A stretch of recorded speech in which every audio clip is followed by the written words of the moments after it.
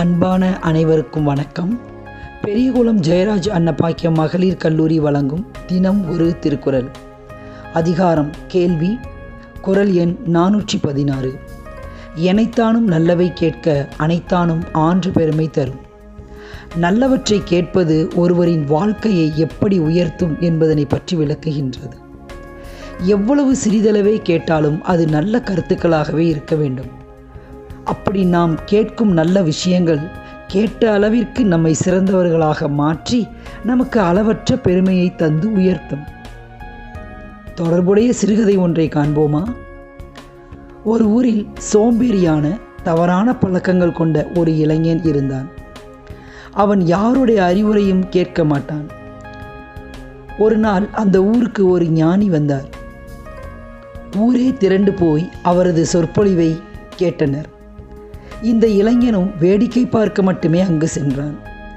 அவனுக்கு நீண்ட நேரம் அமைதியாக அமர்ந்து கேட்க பிடிக்கவில்லை. கிளம்ப முற்பட்ட போது ஞானியின் ஒரு வரியை மட்டுமே கேட்க நேர்ந்தது.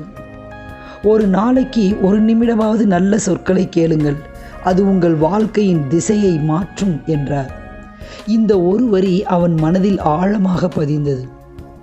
சரி, 1 நிமிடம்தானே, கேட்பதில் என்ன நஷ்டம் என நினைத்து தினமும் காலையில் ஊர் பெரியவர் ஒருவரிடம் சென்று 1 நிமிடம் மட்டும் நல்ல கருத்துக்களை கேட்க தொடங்கினான். நாட்கள் செல்ல செல்ல அந்த 1 நிமிடம் நல்ல வார்த்தைகள் அவனது சிந்தனையை மாற்றின. சில வருடம் கழித்து அந்த ஊரிலே மிக சிறந்த மதிப்புமிக்க மனிதனாக உயர்ந்தான். குறள் உணர்த்தும் நீதி. நாம் எப்போதும் நல்ல விஷயங்களை கேட்க கேட்க உயரிய நிலைக்கு இட்டு செல்லும். ஆம், ஆன்ற பெருமையை தேடித்தரும்.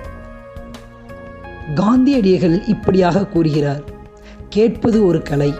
கவனமாக கேட்பதன் மூலம் மற்றவர்களின் வாழ்நாள் அனுபவத்தை சில நிமிடங்களில் நாம் பெற்றுவிட முடியும் என்கிறார்.